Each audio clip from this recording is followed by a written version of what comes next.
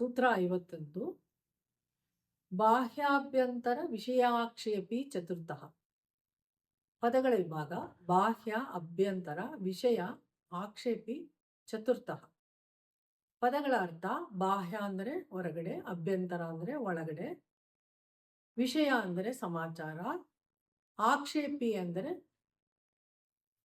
ಪ್ರತಿರೋಧಿಸುವುದು, ಚತುರ್ಥಃ ಅಂದರೆ ನಾಲ್ಕನೆಯದು.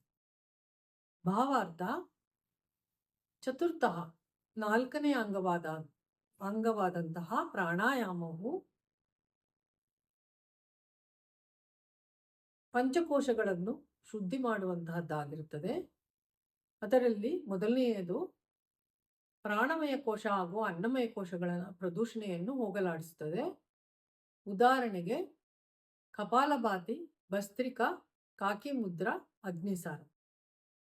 ಎರಡನೇ ವಿಧವಾದ ಪ್ರಾಣಾಯಾಮವು ಮನೋಮಯ ಕೋಶ ಹಾಗೂ ಪ್ರಾಣಮಯ ಕೋಶವನ್ನು ಶುದ್ಧಿ ಮಾಡುವಂತಹದ್ದಾಗಿರುತ್ತದೆ. ಈ ಪ್ರಾಣಾಯಾಮವು ಉದಾಹರಣೆಗೆ ನಾಡಿಶೋಧನ, ಅನುಲೋಮನ, ವಿಲೋಮನ, ಶೀತ್ಕಾರಿ, ಚಂದ್ರಭೇದನ, ಸೂರ್ಯಭೇದ. ಇದು ಪ್ರಾಣಮಯ ಕೋಶ ಹಾಗೂ ಮನೋಮಯ ಕೋಶದ ಪ್ರದೂಷಣೆಯನ್ನು ಹೋಗಲಾಡಿಸುತ್ತದೆ. ಮೂರನೆಯದಾದ ಪ್ರಾಣಾಯಾಮವು ಮನೋಮಯ ಕೋಶ ಹಾಗೂ ವಿಜ್ಞಾನಮಯ ಕೋಶದ ಶುದ್ಧಿಯನ್ನು ಮಾಡುತ್ತದೆ. ಅಂದರೆ ಅದರಲ್ಲಿರುವ ಪ್ರದೂಷಣೆಯನ್ನು ಹೋಗಲಾಡಿಸುತ್ತದೆ. ಉದಾಹರಣೆಗೆ ಉಜ್ಜಾಯಿ, ಅನುನಾಸಿಕಿ, ಗಾಯತ್ರಿ ಹಾಗೂ ಷಣ್ಮುಖಿ. ಈ ಪ್ರಾಣಾಯಾಮದಿಂದ ದಶಪ್ರಾಣಗಳ ಸಂಚಾರವು ಸುಖಮಯವಾಗಿ ಆಗುತ್ತದೆ. ಪಂಚಕೋಶಗಳು ಶುದ್ಧಿಯಾಗುತ್ತದೆ. ವಾತದೋಷದ ನಿವಾರಣೆ ಆಗುತ್ತದೆ. 72,000 ನಾಡಿಗಳ ಶುದ್ಧಿಯಾಗುತ್ತದೆ. ಹೀಗಾಗಿ ಯೋಗಿಯ ಮಿದುಳನ್ನು ಹೆಚ್ಚು ಕಾರ್ಯಕ್ಷಮತೆಗೆ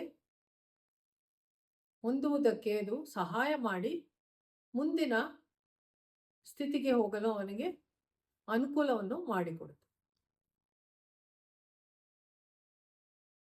ಸೂತ್ರ 52 ತತಃ ಕ್ಷೀಯತೆ ಪ್ರಕಾಶಾವರಣಂ. ಪದಗಳ ವಿಭಾಗ ತತಃ ಕ್ಷೀಯತೆ ಪ್ರಕಾಶ ಆವರಣಂ. ಪದಗಳ ಅರ್ಥ: ತತಃ ಆನಂತರ, ಕ್ಷೀಯತೆ ನಶಿಸಿ ಹೋಗುವುದು, ಅಳಿಸಿ ಹೋಗುವುದು, ಪ್ರಕಾಶ ಅಂದರೆ ಪ್ರಜ್ಞಾ, ದೀಪ್ತಿ, ಬೆಳಕು, ಆವರಣಂ ಅಂದರೆ ಕವಿದಿರುವುದು, ಮುಚ್ಚಿರುವುದು, ಮುಸುಕಾಗಿರುವುದು. ಭಾವಾರ್ಥ: ಮೇಲೆ ಹೇಳಿದ 4 ವಿಧವಾದ ಪ್ರಾಣಾಯಾಮಗಳನ್ನು ಗುರುಮುಖೇನ ಅದನ್ನು ತಿಳಿದುಕೊಂಡು ಸರಿಯಾದ ಕ್ರಮದಲ್ಲಿ ಮಾಡಿದಾಗ ಅವಿದ್ಯೆ ಎಂಬ ಮುಸುಕು ನಶಿಸಿ ಹೋಗುತ್ತದೆ. ಅವಿದ್ಯೆ ಎಂಬ ಮುಸುಕು